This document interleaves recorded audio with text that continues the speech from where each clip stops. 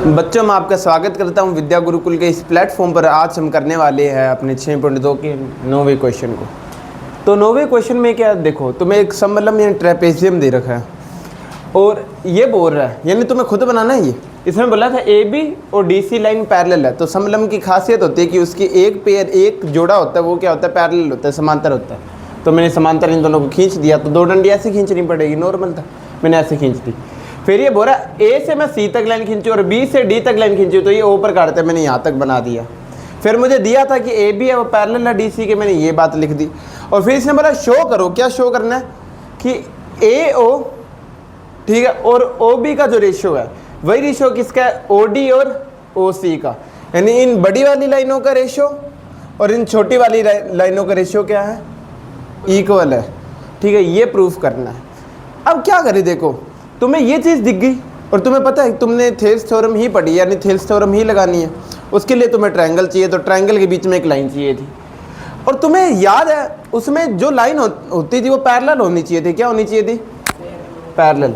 तो मैं यहाँ पे ऐसा करता हूँ कि ओ से यहाँ तक एक पैरेलल लाइन खींच लेता हूँ।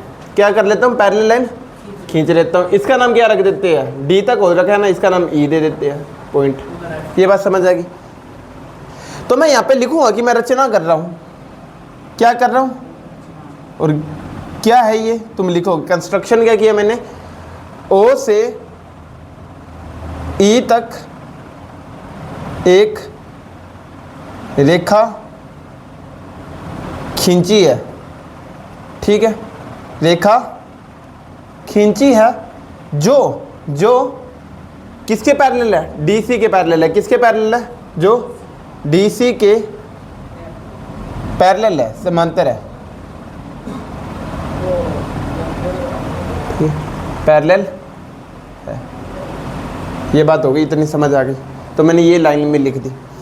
अब ये बताओ, अगर कोई लाइन है वो डीसी के पैरेलल है, ठीक है, मैंने बोला, क्या बोला मैंने कि ओ ई पैरेलल है डीसी के, इस लाइन के हिसाब जो मैंने अभी लिखी है, ठीक है। इसे मैं इक्वेशन फर्स्ट मानूं और इसे इक्वेशन सेकंड मानूं, तो मैं अब ये कह सकता हूं, कि अगर ए बी डी सी के पैरेलल है और डी सी ओ ई के पैरेलल है, तो ए बी ओ ई के पैरेलल होगी।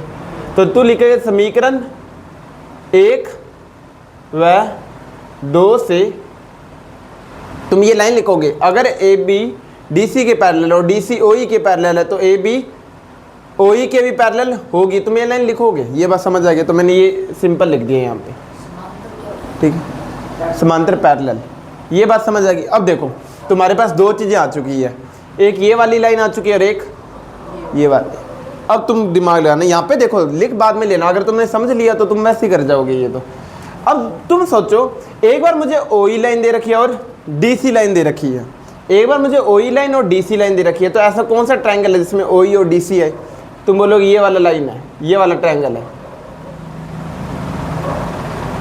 ठीक है, दिख रहा नहीं?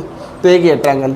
फिर मैं तुमसे पूछ रहा हूं कि ऐसा कौन सा ट्रायंगल है, ऐसा कौन सा ट्रायंगल है जिसमें ईओ और ए बी दोनों आए? ऐसा कौन सा ट्रायंगल, बी दोनों आए? तो तुम बोलोगे ये वाला ट्रायंगल, ये वाला ट्रायंगल, ये वाला, ठीक है, यहाँ तक। अगर मैं देखूँ ये वाला है या नहीं, ट्रायंगल नहीं है ये वाला ट्रायंगल नहीं है क्या? इसी से बनाते हैं ब्लैक को थोड़ा सा, ये वाला देखो, इसी को मैं थोड़ा डार्क कर रहा हूँ, ये वाला डार्क कर रहा हूँ इसी को, ये वाला, ये भी एक ट्रायंगल है या नहीं है, डी ए बी, और इसमें ओ ई पैरेलल है ए बी के, है या नहीं है? तो एक बार ट्रायंगल वो वाला ले लेंगे ए डी सी और एक बार ट्रायंगल ले लेंगे डी ए बी और काम हो जाएगा। तो अपने लिखते हैं अभी। अब क्या है, अपने ट्रायंगल लेंगे, ट्रायंगल पहले अपने वो वाला ले लेते हैं, ट्रायंगल ए डी सी लेने पर ये चित्र बना दोगे पहले तुम, बना दोगे क्यों? क्योंकि तुम्हें एक आइडिया रहेगा, ठीक। तो ये ऐसा कुछ दिख रहा है, ए डी सी, और यहाँ पे तुम्हें ये पैरेलल लाइन दे रखी है ओ ई, कुछ ऐसा है। तो क्या मैं यहाँ पे थेल्स थ्योरम लगा सकता हूँ? अगर मुझे पैरेलल दे दे तो मैं थेल्स थ्योरम लगा सकता था। तो मैं यहाँ पे लिख देता हूँ बाय थेल्स थ्योरम।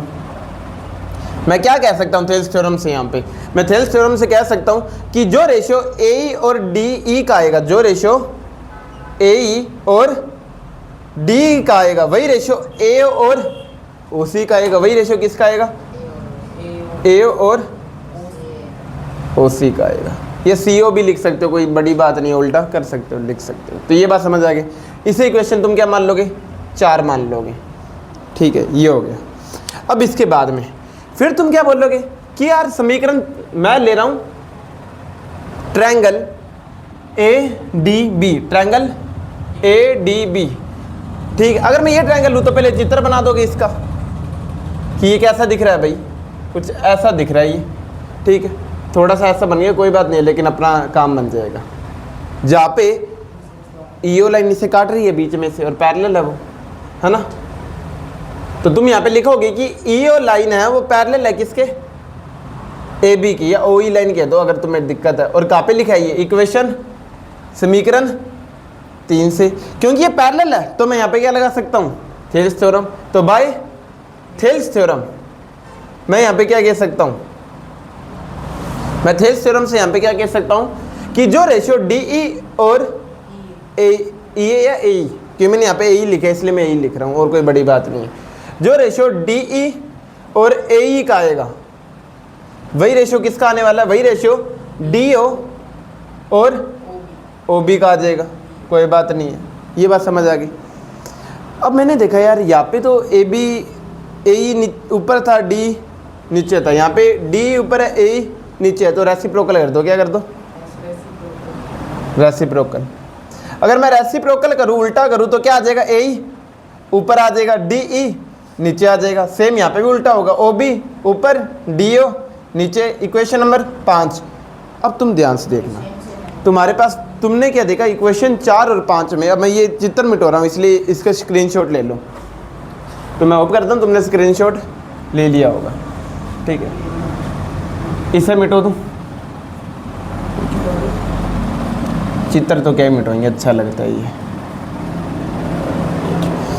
अब समझना, तो मैं क्या बोलूँगा? समीकरण 4 व 5 से, 4 व 5 से मैं क्या कह सकता हूँ?